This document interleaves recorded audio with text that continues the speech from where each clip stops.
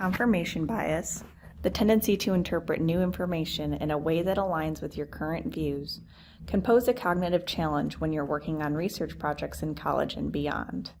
It's important to think critically and avoid getting caught up in your own biases. Now, at this point, you may be wondering, okay, so how can I avoid confirmation bias? First, you have to be able to recognize confirmation bias. This is often difficult since confirmation bias isn't a conscious process. You can begin by asking yourself a few questions like, do all my sources say the same thing? Are all my sources from the same outlet? For example, a particular academic journal or the New York Times. Do I agree with what all my sources are saying? What might someone who disagrees with me say? How did I find these sources? Searching in a database may yield more diverse viewpoints than going straight to a newspaper's website. It's important to consider all possible perspectives on an issue when you're conducting research.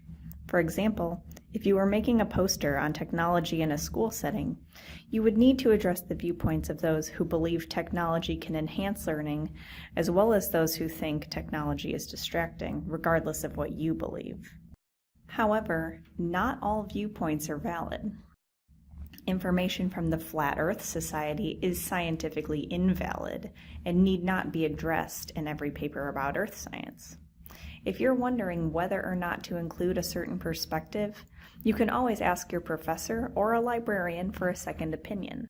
Finally, whenever you're doing research, make sure you use a variety of search terms to find credible, diverse sources.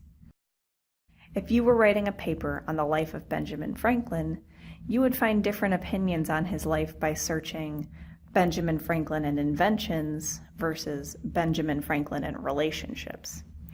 The former would likely lead you to books and articles touting his accomplishments. The latter might reveal him as an unfaithful partner. One way to make sure you're finding well-rounded information is to avoid using words like good, bad, pros, and cons in your search terms. Using these terms may seem like an easy way to get diverse results, but think about it. These words indicate bias. One author's good may be another author's bad. The best way to find a range of results is to think critically and form your own opinion based on diverse sources.